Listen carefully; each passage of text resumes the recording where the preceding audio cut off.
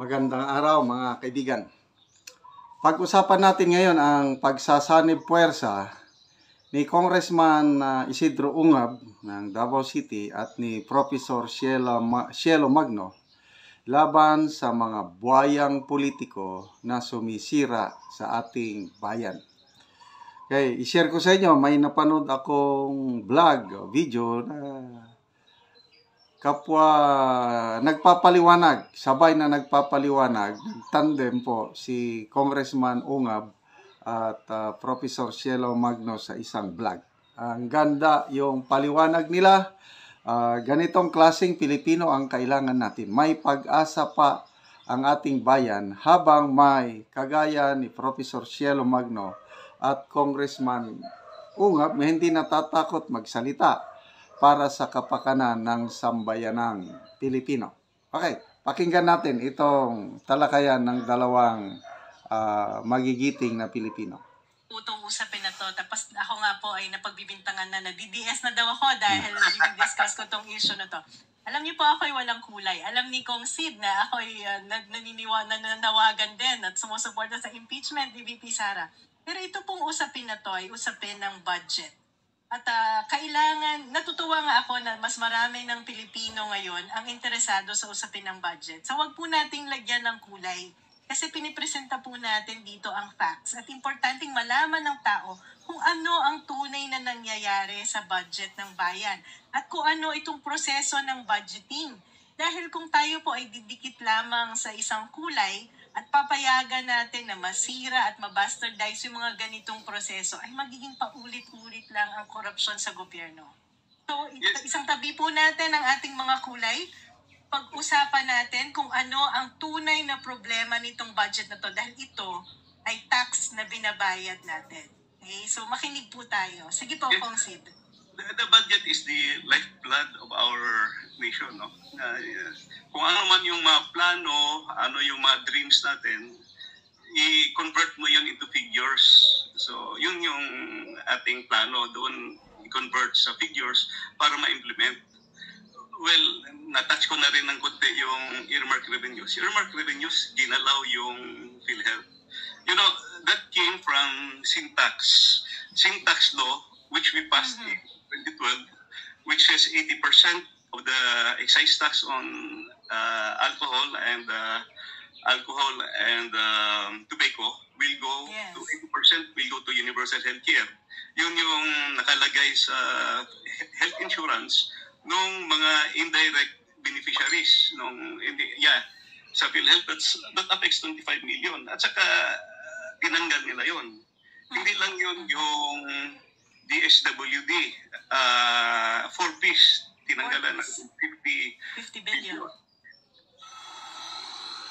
Grabe ang ginagawa ng gobyerno ito, no? PhilHealth, zero budget. Ang 4-piece, 50 billion. Dapat huwag tayong magkamali dyan kasi kung ikaw ay isang totoong ekonomista at you really care for the country, you look forward to long-term development financing of our country. We address economic development and anti-poverty. No, kasi yung 4-piece naman is an anti-poverty program. Like in line with the PhilHealth kasi kailangan mo ng malusog na population, no? Actually, kausap mo nga po yung mga ibang 4-piece recipient ngayon at hindi na, mukhang nababawasan na at hindi na sila nababawasan na sa lahat. May mga waiting list pa tayo dapat. Yes.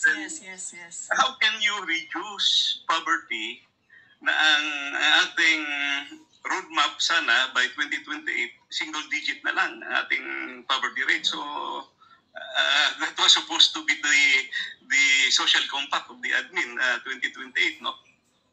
So, itouch ko lang yan kasi dapat may malasakit sana yung gumagawa ng budget. No, let's not be opportunists, but... Okay. Magbigay ako ng comment yung sabi ni Congressman Ungab na may malasakit sana yung gumagawa ng budget. Ito, personal opinion ko lang ito, yung pagbawas nila ng 50 billion para sa for peace. At instead, ang inuna nila yung akap para sa politika. That is a very clear indication na walang malasakit. Kasi hindi sila makarelate doon sa mga naghihirap na tao. Ang daming mahihirap. Kitang-kita ko sa kabundukan, mga katutubo lang. Not included pa dyan yung mga pobreng kababayan natin na nasa mga syudad, mga factory workers, mga minimum wage earners. Ang hirap ng buhay. Bakit mo tanggalan ng 50 billion ang for peace? Kaya walang malasakit. But real economists, no, nagpaplano sa bayan. So balik ako sa tanong mo doon sa nakikita ko na blank items. So as I was looking into those earmark revenues, ginalaw pa pati yung special account in the general fund. So while habang nagre-research ako, sabi ko, ang gulo-gulo nito. Binalikan ko, I tried to work back. Sabi ko, paano ba to? So alam mo naman, matagal ako sa Committee on Appropriations noon. Bago akong chairman, dumaan talaga ako sa proseso, naging vice chairman ako. So I really went into the rudiments of budgeting. Saka nagdi-defend talaga ako noon. When I was vice chairman, nagdi-defend talaga ako, nag-aaral ako. It's a continuing learning process. So sabi ko, balikan ko kaya yung BICAM report. Hinanap ko. Mahirap hanapin yung BICAM report. Wala sa DBM website, wala sa Senate website, wala din sa House website. So saan yun nakuha kong seed itong... Sa emails. Kasi... pinadala sa mga congressman. Pinadala sa mga email kasi yung mga agenda at saka yung important documents, everyday nagpapadala ang secretariat noon. So, more than 300 members of Congress at saka 24 members of the Senate, pinadalhan kami ng individual emails. Kaya ngayon pa lang, yung mga nagsasabi na draft lang yung na-receive ko, sorry, na-receive ko yan, ipakita ko yung email na na-receive ko. At saka firmado yan, hindi ang draft report. So, binalikan ko. Kino-confirm ko na po na original yung natanggap ni Kong Sid na document at legit na BICAM report dahil may isang senador na nagpadala din sa akin ng kopya ng bicameral report. Maaari nating ipakita. Ipakita natin ngayon. Kasi... Yes, that's 222 to 25 pages. 222 pages. Yeah. Actually, noong araw, binabasa talaga namin yan eh. In fact, during our time, maganda yung pag-explain ni Cielo, no? Na yung House at saka Senate. Yan. So, ito, in-interview pala ni Professor Cielo Magno si Congressman Ucab. Doon, kasi may sariling YouTube channel si Professor Cielo Magno. Salamat po, Professor Magno. Ipatuloy niyo po ang pagsilbi sa taong bayan through your YouTube channel. Suportahan po natin si Professor Cielo Magno. Okay, speaking of mahirap, ito, in a very small way, tumutulong tayo sa Talaandig Tribe sa Bukidnon. Sa ngayon po, housing tayo nakatutok dahil kawawa ang kalagayan ng Talaandig. Yung bahay nila, either walang bahay, nakikita ra sa mga parents, or sira-sira ang bubong, o yung yero, o yung iba nga, walang yero. Plastic, trapal, or cellophane lang. So, salamat sa inyong suporta sa channel na ito. Yung income natin, binibili natin ng yero at pako, binibigay sa Talandig Tribe at nakakapag-repair ng bahay o nakakapagpatayo ng bagong bahay. Panoorin nyo ang video na ito. So, mao day ni ang update sa ilang balay diri karon. Ug isa pud ni sa mga gitabangan, ang giyatagan sa yero. Now na to ang ilang sulod. So mao day ni ang mga daghan na kay mga buslot. So isa sa pang hatagan. So sila tagaan sila sa mga daghan nga yero para lang bago og dili na sila maglisod sa ilang katulgan kay nagalisod jud sila. Daghan kay tulo buslot. So mao na ni ang update sa ilahang bag-o nga balay nga gibuhat dire. So kinsay pangalan ani? Christine? So mao din ni si Christine. So mo ni ang tignapulo nga yero. Napulo nataga na mo ning inyo ha.